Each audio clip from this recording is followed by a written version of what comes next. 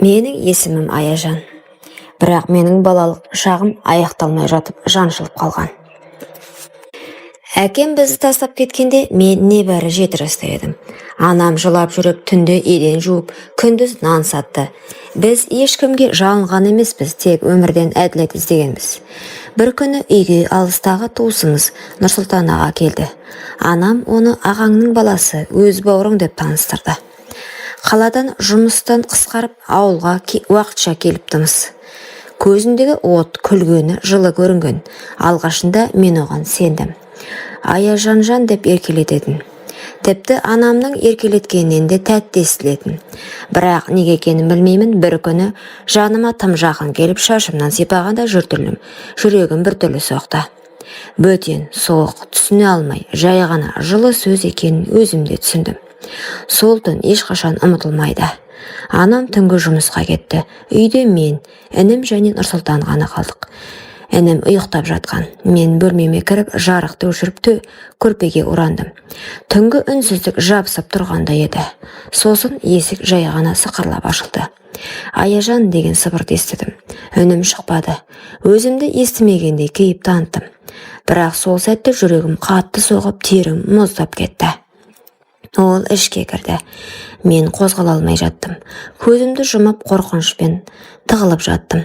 Бірақ ол үндемей жаныма келіп отырды.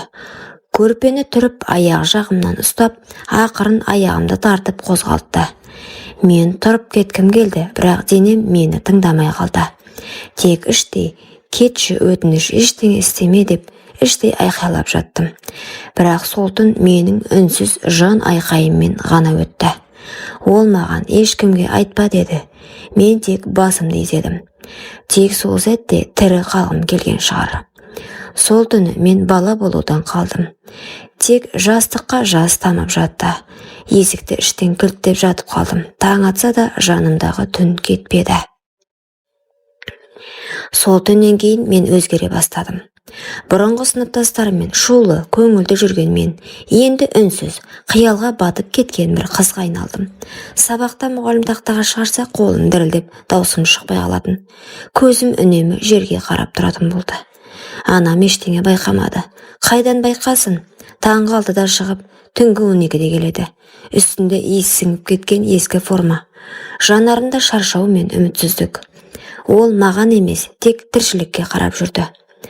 Ал Нұрсұлтан аға болса, баяғысынша күлімдеп жүр. Жанымызда жүргенде ештеңе болмағандай сөйлейді. Бауырларыммен ойнап, анама жәрдемдескен болып өз орнын тапқандай. Тек менің көзіме тік қарағанда ішім шым ете түсті. Ол адам емес сияқты. Кейде қасымнан өтіп бара жатып, арқамнан сипап өтеді. Ішімді уқалағандай болады. Мен дір етіп шошып қаша жөтелемін. Ой, кішкентай кезіңнен сондай тыжыранып тұрасың ғой деп күлетін. Бірақ мен ол күлкінің астарында не жатқанын білемін. Бірде мектептен келсем, інім ауырып қалыпты. Анам дәрі алуға кеткен екен. Үйде екеуміз ғана қалдық. Мен бірден бөлмеме кіріп, іштен кілттеп алдым. Сырттан ақырын дауысы естілді.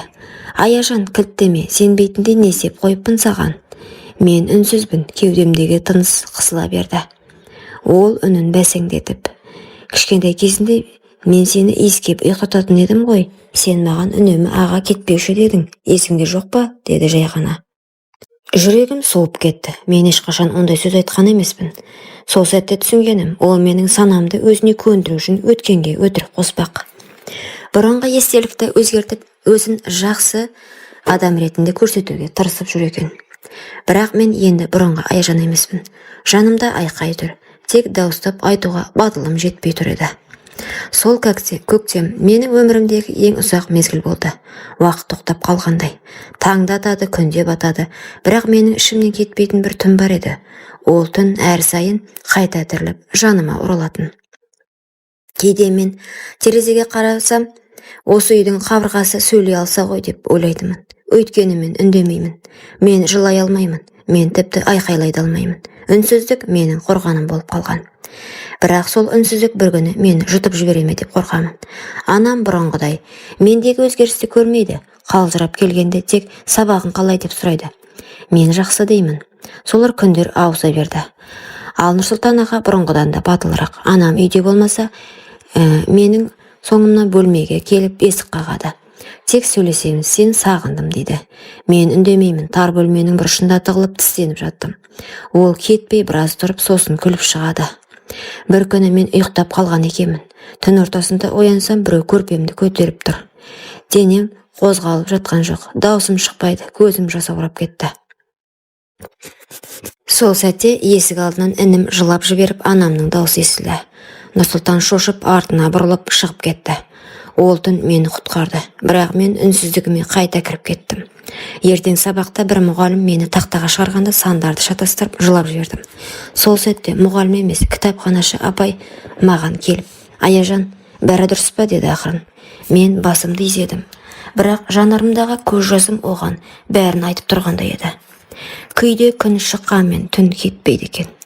Анам бірде маған қарап тұрып, «Сен бұрын сондай күлімдейтін едің ғой жаным, қазір неге сөйлемейсің?» дейді. «Қыздардың ішінде ең тұйығы болып кеттің ғой» деді. Мен жауап бермедім. Тек оның шаршаған жанарына қарап тұрып, «Анашым, сен мені ешқашан көрмегенсің ғой» деп іштей сыбырладым. Сол түні мен есікті кілттеп үстіне үстел сүйеп қойдым. Бірақ қорқыныш кілтпен кетпейді екен. Ол ішіңе кіреді, сөйтіп өзіңмен бірге тұрады екен. Жаныңда, төсегіңде, ойыңда. Нұрсұлтанның әрекеттерін барған сайын ашық айналды. Ол мені бұрынғыдай жасырын түрткілемейді. Жаныма келіп, арқамнан сипап, «Сен қашан есейіп кеткенсің?» деп астарлап сөйлейді. Ол тіпті менің ішкі дүниемнің қирап жатқанын ләззат көреді ғой деймін. Өйткені мен қорқып тұрғаным оған билік бергендей, жай ғана тоқта дей алмайтын халге жүргенімді білді. Бірде мен оқудан кешігіп келдім. Үйде ешкім жоқ. Кіре бере жүрегім аузыма тығылды. Себебі еден жуып жатқан адам ол. Мен шошып тоқтап қалдым. Ол артына бұрылып, сол баяғы күлкісін тағы көрсетті. «Келдің бе? Сенің бөлмеңді жуып қойдым, таза ұйықтаған жақсы ғой» деді. Мен үндемедім. Сол сәтте сәлден кейін анам да келді. Жүрегім орнына түскендей болды. Бірақ мен түнге дейін санауды әдетке айналдырып. Таң атқанша неше сағат, анам жұмыстан қайтқанша неше минут. Менің уақытым енді күнмен емес, қорқынышпен өлшенетін болды. Бір күні кітабымды үйде ұмытып, мектепке бос келіппін. Кітапханашы апай шақырып алды. «Аяжан, не болды? Қолың дірілдеп тұр ғой. Көзіңде ұйқы жоқ» деді. Мен тағы үнсіз қалдым, бірақ ол қоймай, ақырын қолымды ұстап тұрып, «Кейбір оқушылар үнсіз болады, бірақ ол үнсіздіктің артында көп нәрсе жатуы мүмкін» деді. Сол сәтте мен жылағым келді, бірақ көз жасым шықпады. Тек қолымды тартып алып, кітапты алып сытылып кеттім. Кітапхана менің тығылатын жалғыз орным еді. Мұндағы үнсіздік үйдегі түннен емес, тыныштықтан тұратын. Бір күні Мәдина апай менен сұрады, «Аяжан, үйіңде өзіңді жайлы сезінесің бе?» деп. Мен ойланып тұрып, ақырын басымды шайқадым. «Сенің көзіңдегі қорқынышты көріп тұрмын, бірақ мен ешқайда кетпеймін. Қашан дайын болсаң тыңдаймын» деді. Сол күн басқа күндерге ұқсамады. Анам таңертең қатты шаршап оянды. Жұмыстан шығарып жібере ме деп уайымдап отыр. Мен оның жанындағы әлсіз күйді көріп тұрып, ештеңе айта алмадым. Айтсам, ол бәрін жоғалтады ма деп қорықтым.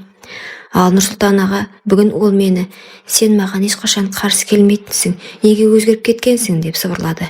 Мен үндемедім, бірақ іштей, «Өзгеріп жатырмын, өзгеруге мәжбүр болдым» дедім. Сабақтан кейін кітапханаға бардым. Мәдина апай мені күтіп отыр екен. «Аяжан, жай ғана отыршы, бүгін саған ешқандай кітап бермеймін, тек тыңдаймын» деді.